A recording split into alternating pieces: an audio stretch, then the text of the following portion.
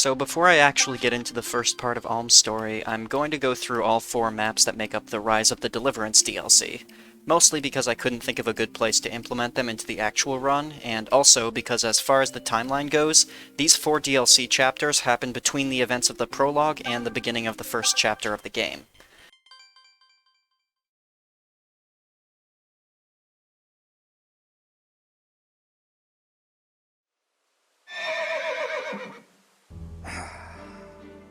Come now, Fernand. How long do you intend to glower like that? We're nearly to Zofia Harbor, and your grim facade is going to scare people. I do not glower. I'm only thinking what I'll do to that wretch once I see him. This was Slade's foul-up, and his alone. Why do the Knights of Zofia ride out to clean up his mess? What choice is there? Zofia needs her harbor to conduct trade, and the traders' rebellion has been allowed to continue for far too long. They are crippling the economy. Citizens assault the castle regularly, with complaints about the price of goods. I understand the problem, Clive. It's the solution that invites my choler. Had the Knights ridden to address the traders instead of that fool Slade, this absurd conflict would have been over already. But instead, we find ourselves in the middle of a truly sorry mess. All because that obsequious worm desired the honor for himself.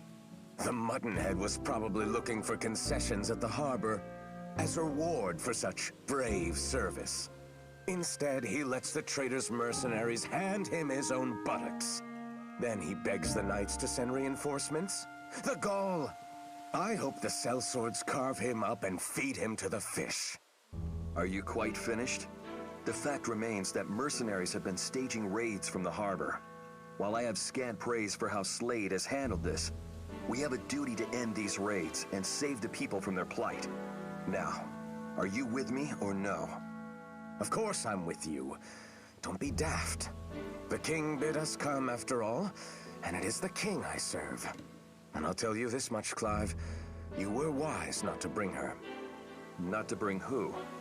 Claire, of course. If you think me cross, imagine how your sister would feel about Slade's idiocy.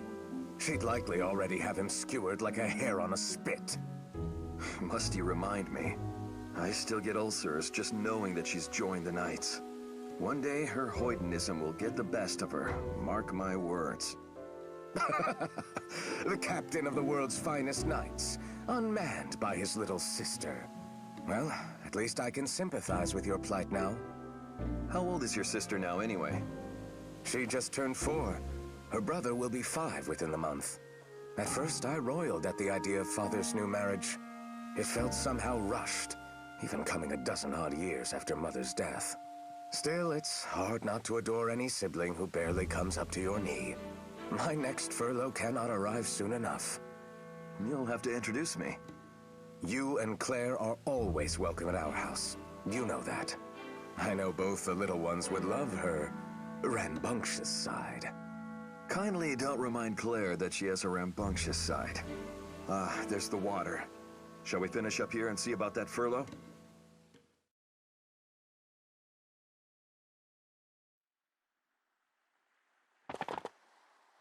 Finally, I thought you'd never come.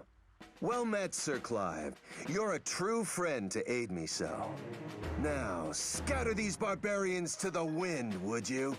The man is shameless. Traitors! Order your soldiers to stand down at once! If you have grievances, you can address them through the proper channels. If you lay down arms now, you have my word that you will not be harmed. This is your last chance. Open the harbor! Huh! And what's your word worth? We begged the king to rid us of the pirates, and he did nothing! The farmers struggle enough to deliver crops with this endless drought. Yet what little makes it here to port gets hauled away to the capital. Then the king also takes our gold by raising taxes. Does he wish us starved? I cannot speak to the king's mind. Your men are the ones who attacked us without so much as hearing our peace. We have nothing to discuss with the likes of you! To arms, men! Kill them all! Don't leave a single knight standing! Gah! What are you doing? Did you come here to save me or get me killed? Gods, I knew Slade would bungle things up before we arrived. Well, Do we help him? Do we really have a choice? Let's go. We must keep him alive.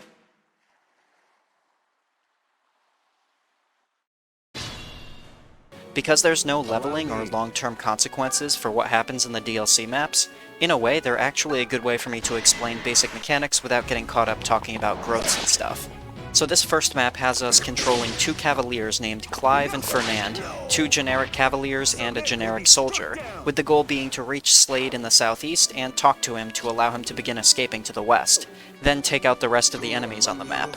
To get rewards for these maps to carry over into the main game, all your blue units need to survive, but in this case, the generic green soldiers who are guarding Slade are expendable. A lot of what we knew in Shadow Dragon still carries over. Movement, combat, and all that still works pretty much the same way. As for character stats, you may notice that strength and magic have been merged into a single attack stat showing combat power. You might also notice that there's no visible inventory.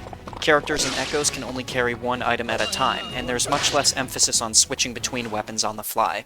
Each class generally only uses one type of weapon, and characters always equip a basic version of their class's weapon.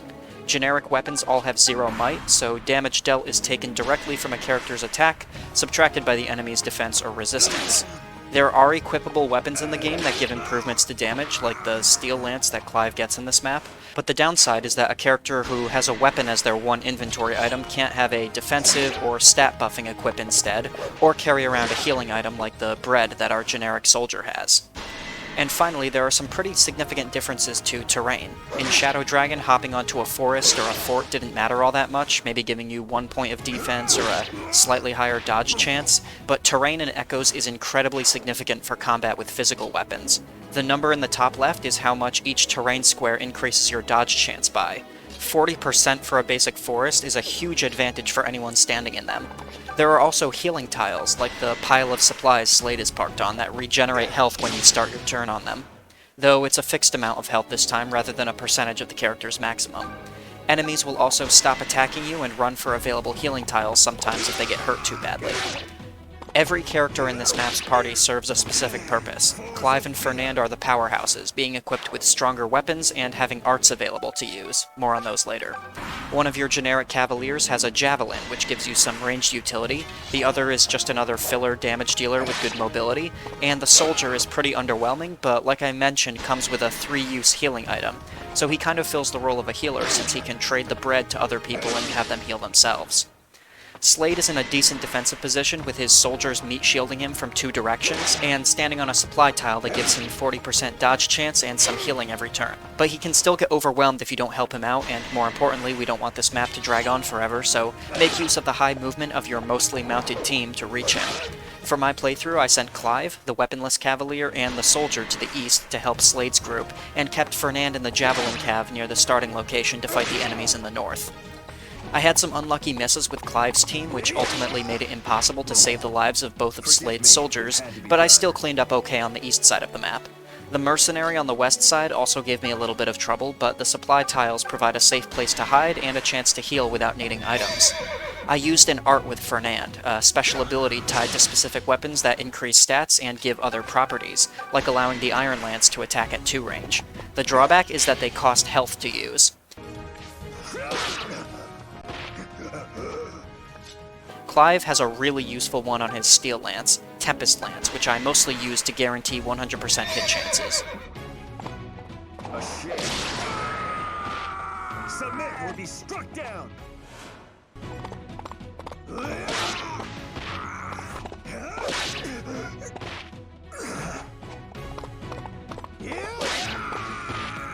Shall I then?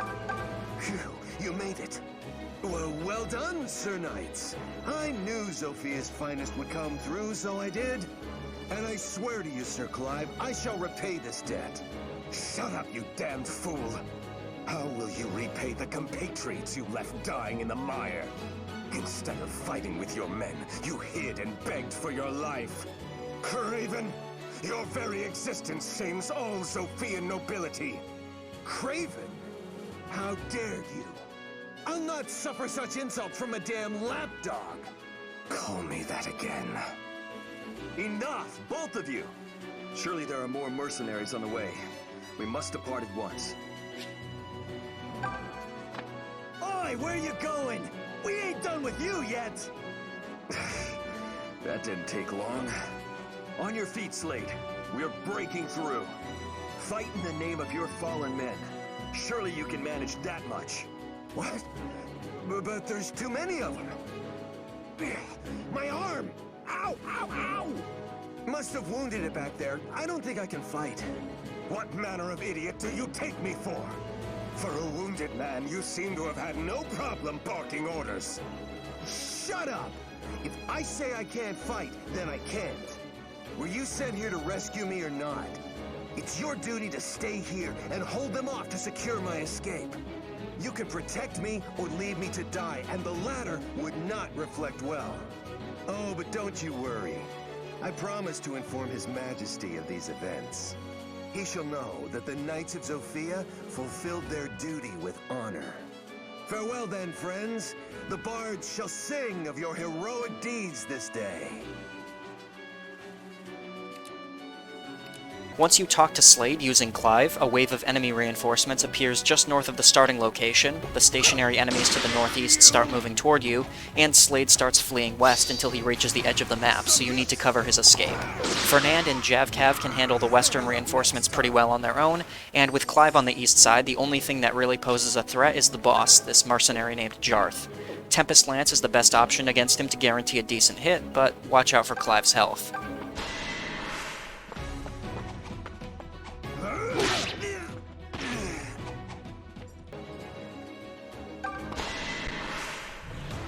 They pay us, we kill you. It's just business. No hard feelings, I hope.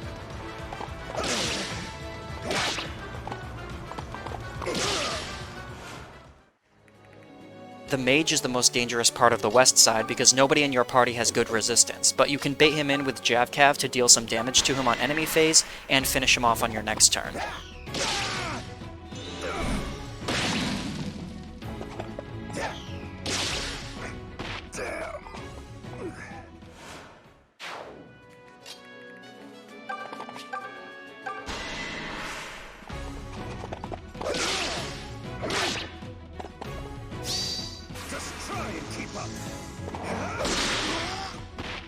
Predictable. What? What rotten luck! Everyone must stand for something. Archers work differently in this game. They still attack from range with bows, but in Echoes they're much more versatile than in other games. First, while they can't initiate a point-blank attack, they can retaliate back if they get hit from up close, eliminating a huge drawback that the bow-wielding classes have in almost every other Fire Emblem.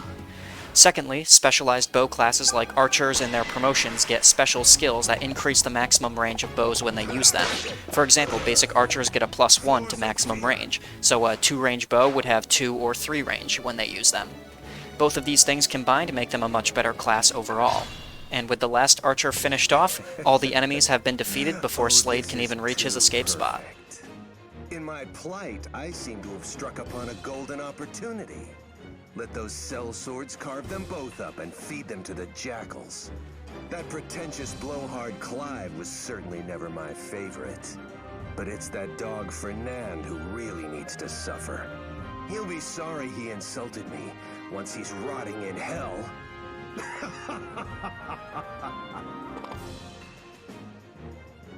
That dastard! How low is he willing to sink? Rats do not sink, Fernand. They scurry. What? Nothing. It's just... I've never heard you openly disparage him. Then please allow me the joy, just this once. The good news is that he'll no longer be slowing us down. Are you ready? Our exploits today will make a thrilling tale for your dear sister tomorrow. Just so, Clive. Just so.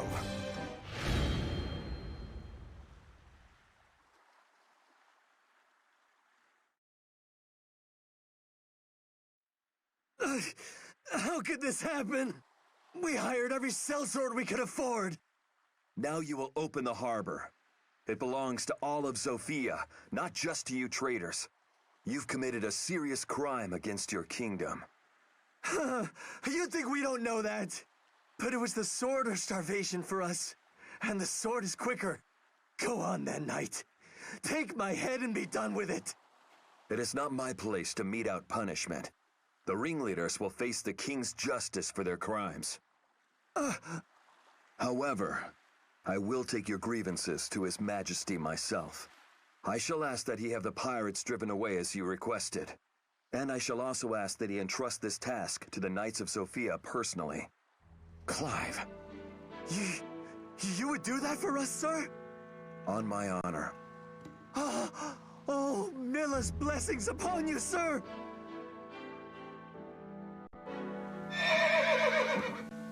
Clive, a moment.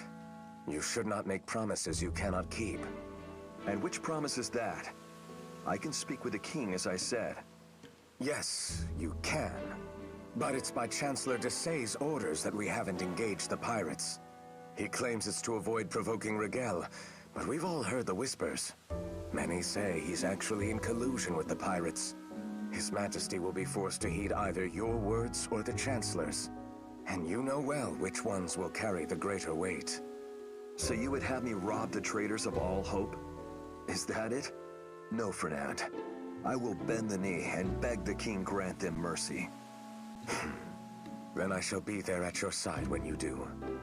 Thank you, Fernand. But what about Slade? Claire is waiting for us at the castle, remember?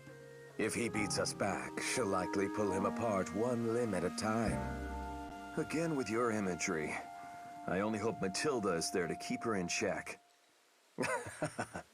They'll both be glad to see you, Clive. Shall we be off? Of course.